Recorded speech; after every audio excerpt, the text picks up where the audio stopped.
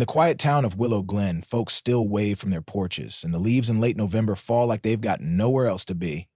At the end of Maple Street stood the Caldwell home, warm on the outside, colder inside than the frost on the lawn. The house looked nearly the same every year. White siding in need of repainting, a porch swing that creaked in the wind, and faded red Christmas lights already tangled around the railing weeks too early. Nora Caldwell stepped out of her rust-spotted sedan, balancing a Tupperware of cranberry sauce in one hand and a canvas grocery bag in the other. Her boots crunched on brittle leaves that hadn't been raked. She paused at the base of the porch steps, letting out a breath that puffed into the chilly air. The front door was already open, that figured. Her mother never locked it on holidays. "We don't lock our family," she always said, though lately Nora wasn't quite sure where she stood in that category. Inside, the warmth hit her instantly, heavy with the smell of roasting turkey, cinnamon, and canned green beans bubbling under crushed fried onions.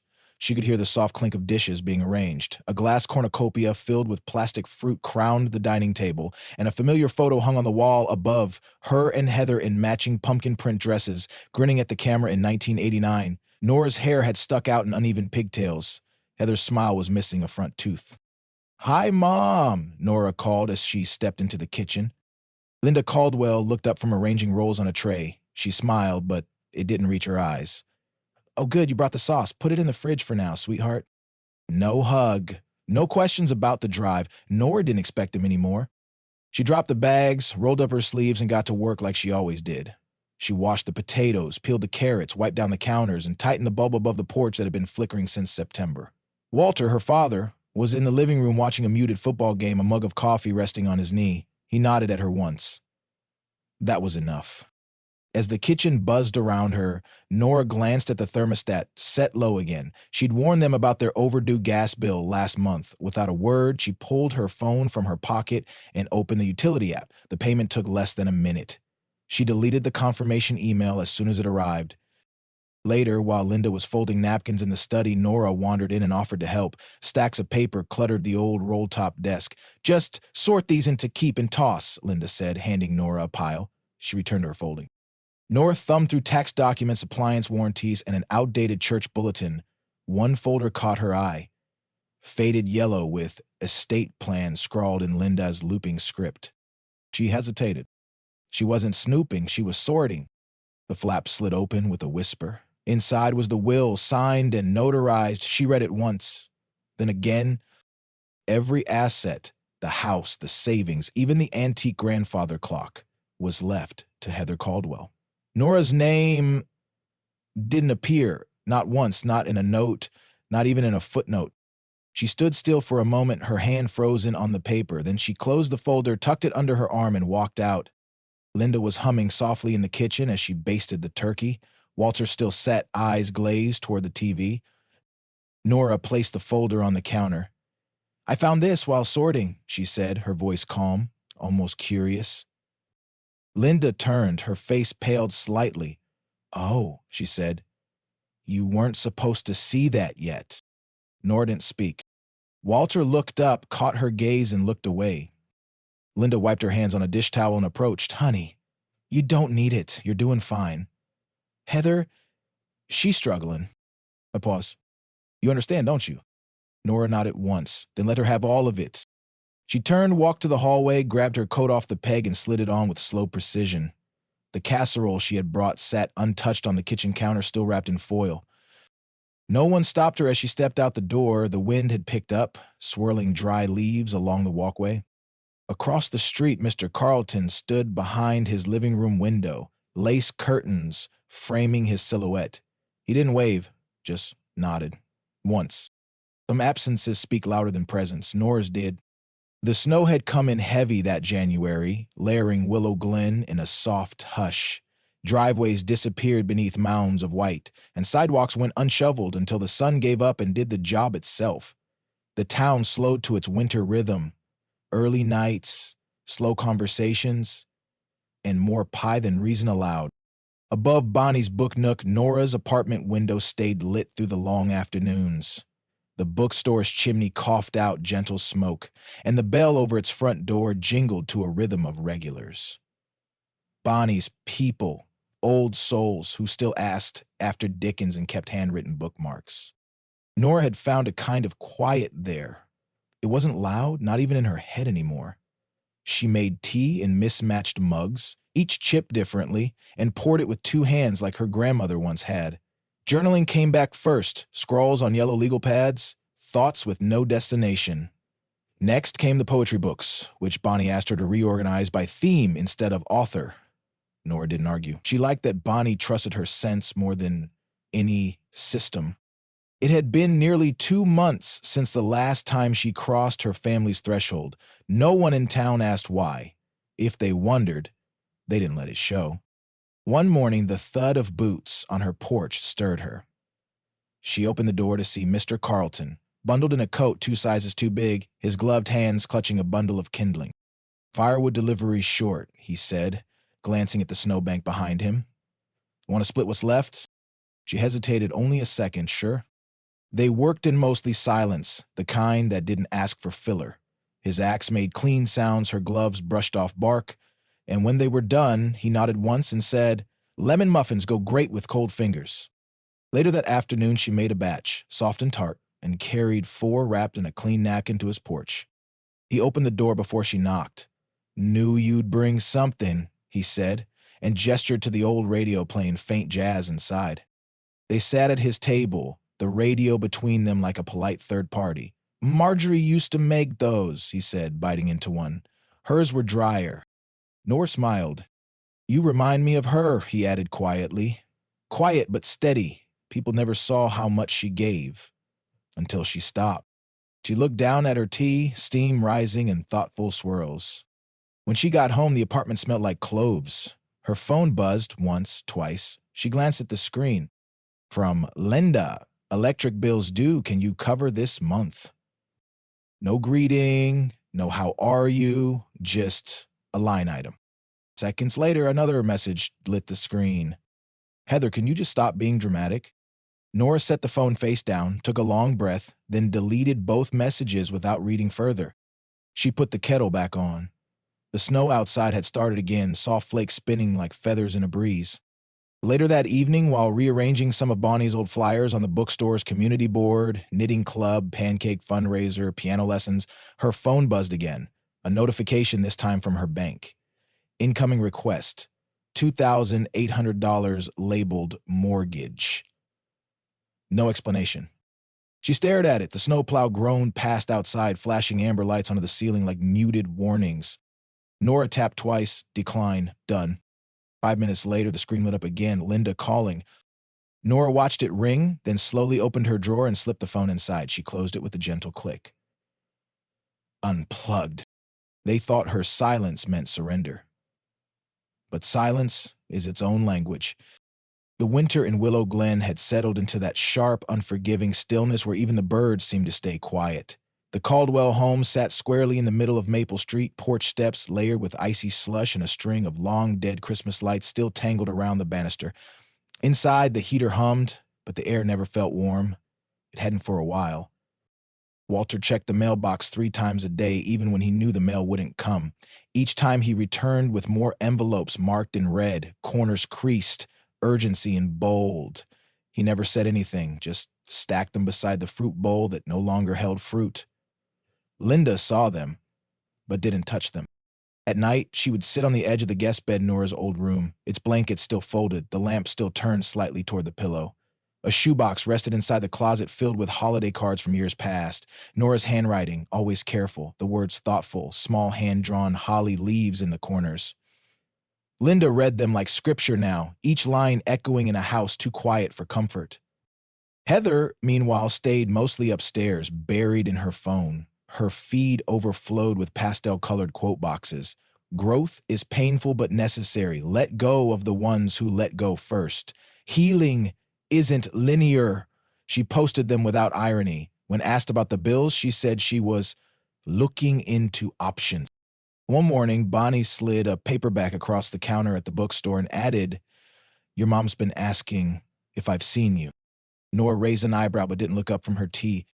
Said she came by the library, asked Susan. "And Ruth at the bakery?" Bonnie's tone was light, but her eyes held more weight. Nora sipped slowly. I've been right here. It wasn't long after that when a post appeared on Linda's Facebook page. A public one. It's hard when your own children abandon you after everything you've done. No names, no details, but enough for the small town to buzz.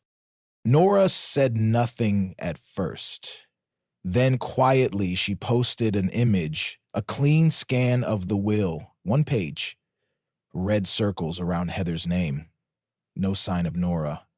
Caption, facts don't whisper, they echo. It spread faster than she expected. Comments appeared from distant cousins, church acquaintances, even neighbors she barely remembered. I had no idea. You've always been the steady one. This explains a lot. Nora turned off notifications. That evening, she found Mr. Carlton out in his backyard, sanding an old bench under a gray sky. His breath misted with each stroke. She approached slowly. Repurposing it, he said, without looking up, was Marjorie's favorite spot. She liked the cold? Nora asked, kneeling beside the workbench. Not the cold, he said, just the way everything paused in winter made her feel like time forgave her. They stood in silence for a while. Thanksgiving was her day, he continued after a while. She made 5 pies. Every year, even when it was just us. His voice softened. After she passed, I started sweeping leaves on Thanksgiving. I didn't know what else to do. Nora touched the edge of the bench, where the wood was starting to shine beneath the grain. You're welcome to join me next time, she said, barely above a whisper. He nodded. Once. Back at the Caldwell home, Linda sat with the phone in her lap for an hour before calling. Not Nora, she had stopped trying that. Instead, she dialed Bonnie's book nook. Does Nora work there? She asked, voice low, tired. Bonnie paused. Nora doesn't take calls, she said gently, but she's doing just fine. That night, in the warmth of her little upstairs apartment, Nora brewed a pot of chamomile tea and unfolded a piece of paper Mr. Carlton had tucked inside a poetry book. At the top, in faint cursive, it read, November Doors, a poem by Marjorie Carlton. Beneath it, handwritten in newer ink, was a note from Carlton, for those who know when not to knock. Nora smiled. She folded it carefully and slipped it between the pages of her journal. Her laptop pinged. An email. From Heather Caldwell. Subject, no subject. Body, we need to talk. It's important. Nora clicked mark as read. And nothing more. When she opened the door, winter air wasn't the coldest thing waiting for her. The last slush of March clung to the sidewalks like a guest who didn't know when to leave. The air smelled of wet wood and old soil, soft and soggy from days of thawing. Nora stood in the warmth of her doorway, the scent of cinnamon tea curling out from behind her, and looked at the 3 figures on her porch. Linda wore her Sunday coat, pressed but weathered at the cuffs. Her hands clutched the handle of an oversized purse too tightly. Walter stood beside her, collar stiff, jaw tight, his gaze somewhere in the middle distance. And Heather, hoodie zipped up to her chin, face bare, arms crossed, looked like she'd rather be anywhere else. Nora's fingers stayed wrapped around the doorframe. She didn't move. Didn't expect a call first, she asked, her voice even. Linda tried to smile. We didn't know what else to do. Heather rolled her eyes. It's not that big a deal, just money. Walter finally spoke, almost to himself. The bank. It's getting serious. Nora stepped outside, closing the door behind her with a soft click. The wood sighed under her weight. She crossed her arms, mirroring Heather. Her voice, when it came, was quiet and certain. You made a decision, she said. This is the return on that investment. Heather let out a sharp breath. You're making this dramatic again. Nora looked at her sister, her eyes steady. No, I'm making it final. Silence pressed into the spaces between them. Linda stepped forward, her voice shaking. Sweetheart, we didn't mean for it to go this far. We thought. You didn't forget to include me in the will, Nora interrupted, her tone gentle but immovable. You chose not to, and now you want me to fix the results of your choice. She didn't yell, she didn't flinch. Linda opened her purse, fingers brushing something inside, a glimpse of an old photograph's corner, worn and bent. We've made mistakes, Walter said, eyes flicking between his wife and daughter. Nora tilted her head, considering. And I've made mine. Like thinking I could keep pouring myself into something with a bottomless crack, but I stopped. You should too. They stood there, 3 people who used to feel like home and now look like cold statues on a warm porch. I don't hate you, Nora said, but I don't owe you. Heather shifted her weight, arms still crossed, but softer now. So that's it? That's it, Nora said, her voice kind. No one moved to hug, no one said goodbye. They turned and walked down the steps. Walter helped Linda over a patch of slush. Heather walked ahead. Across the street, Mr. Carlton stood near his garden gate, a small envelope in hand. As they left, he stepped forward and held it out. They're hiring instructors, he said. You'd be good at that. The past had taken enough. This was something new. Spring had arrived in Willow Glen like an old friend returning without fuss. The trees shook off their stubborn gray and songbirds stitched their way back into the mornings. Nora's porch, once a landing pad for wind-blown leaves, now held neat rows of potted herbs. Basil, thyme, something that might have been mint. On a Wednesday afternoon in May, Mr. Carlton leaned over the low fence between their yards and gave a short whistle. He held up a teacup like a peace offering. She smiled, set aside the paperback in her lap, and crossed over. His kitchen smelled faintly of lemon and something woodsy. The radio crackled low jazz in the background, like it always did, and 2 mismatched mugs sat waiting. I figured you might have questions about that flyer, he said, gesturing to the folded sheet she'd pinned to her fridge. Heritage Adult Learning Center. Seeking instructors. Nora nodded. It's interesting. Marjorie started that program, he said, hands wrapped around his mug. She taught creative writing to veterans. Said it was like breathing new air into old lungs. He rose and opened a drawer near the sink, rummaging until he pulled out a photograph, its edges soft with time. A woman stood in a sun hat, one hand on her hip, the other balancing a small chalkboard that read, "Welcome back, writers." She believed in second chances, Carlton said. Nora looked at the photo, then at him. Did she ever doubt it? Every day, but she showed up anyway. He handed her the photo. Sound like anyone you know? That evening, Bonnie dropped by with a brown paper bag and a wink. I thought you might need this, she said, pulling out a vintage leather briefcase. The handle was worn smooth and the brass latches still clicked like they meant business. It's your time to carry something of your own, Bonnie said, tapping the side gently. Go fill it. Nora didn't answer right away. She just ran her fingers along the stitching and nodded. That night, she stood in her kitchen with flour on her cheeks and pecans in a bowl. She'd never made pie alone before. Marjorie's old recipe, Carlton had scribbled it down for her on a faded index card, rested beside the rolling pin. She followed it loosely, letting instinct guide where precision left off. The next morning, she walked across the yard with a warm slice tucked into a cloth napkin. Carlton met her at the gate, hands behind his back. Something smells like a risk, he said. She handed him the pie. Something new. He smiled, then reached into his pocket and pulled out a small tin, green, slightly dented, with the faint scent of Earl Grey clinging to it. Marjorie's tea tin, he said. She always meant to pass it along to someone who knew how to sit quietly. I think she would have liked you. Nora blinked twice, then took it with both hands. 2 days later, her phone rang. The screen flashed an unknown New Hampshire number. Megan here, the voice said brightly. From Heritage, we'd love to have you come visit the center. Would next Friday work? Nora said yes before her nerves could catch up. That afternoon, she packed a small suitcase, books, a sweater, the briefcase from Bonnie, and the tea tin. She swept the porch, watered the herbs, and changed the bulb above her door. As evening light stretched across the floorboards, she stood at her window and whispered, I'm not escaping, I'm planting something new. As she locked the door behind her, her phone buzzed, a message from Heather. Where are you? This time last year, she was serving a family who forgot to say thank you. This year, she set the table herself. Thanksgiving morning in Portsmouth smelled of cinnamon and wood smoke. Nora moved through her small kitchen in wool socks, apron tied loosely over a worn sweater, humming as she checked the oven for the 3rd time. The turkey was slightly too brown at the edges, but she smiled anyway. String lights draped across the kitchen doorway flickered gently. Outside, the wind picked up leaves and tossed them along the cobbled path. Inside, the table was already laid. Mismatched plates, a chalkboard menu drawn in soft cursive, a centerpiece of wild violets and pine cones, gathered from a nearby trail. A small card at each setting simply said, Welcome. The record player crackled in the corner, spinning an old Neil Young tune. Steam curled from mugs of mulled cider.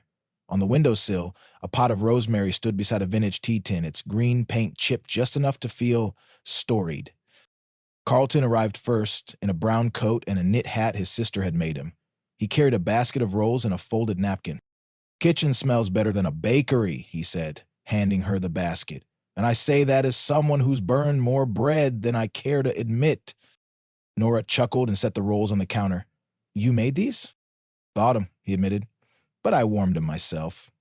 Progress. Bonnie came next, carrying a pie wrapped in a floral dish towel. "Apple," she announced. "I know pecan is traditional, but I've always preferred something tart." "Good," Nora said. "The turkey's a little dry. It'll need help." By noon, two of her students arrived, a soft-spoken woman named Claire and a retired mechanic named George, who brought a thermos of strong coffee and a tin of homemade cranberry bars. As they sat down, the conversation settled like snowfall, slow and steady. Claire spoke about how the writing group at the center had helped her put grief into words for the first time in years. George shared how learning email at 68 made him feel a little dangerous. "You make things feel simple," Claire said to Nora between spoonfuls of mashed potatoes, "even when they aren't." Bonnie led a small Thanksgiving blessing, her voice clear and calm, to food, found family, and the good kind of quiet. Then Carlton unfolded a slip of paper from his pocket and read, "Home isn't where they remember you, it's where they accept your silence." He didn't say it was one of Marge's, but everyone seemed to know. After dinner, Nora carried a mug of tea to the window. The street was hushed. String lights shimmered in the neighbor's yard. A faint tune played from a nearby porch, someone humming Harvest Moon. She sat down at her writing desk and opened her laptop. There it was, an email from Heather. "I thought you were overreacting. I see now that I was underreacting. I'm sorry." Nora read it twice. Then she reached for her journal, flipped to the back, and tucked a printed email between a pressed violet and an old recipe card scribbled in Carlton's hand. She responded. "Outside, snow starts to fall, soft, quiet, unannounced. She opens the door and lets the cold in. The table this year wasn't set with fine china or long guest lists, but with quiet laughter and steady hands that had learned the strength of letting go. Nora hadn't needed to prove anything, only to choose herself when no one else would. Sometimes kindness is the door we close to protect peace and the window we open to let healing in. Like the soft porch light left on for a neighbor. It shines not for applause, but because it always has. If this story touched something in you, perhaps it's time to pass that quiet warmth along to someone still standing in the cold.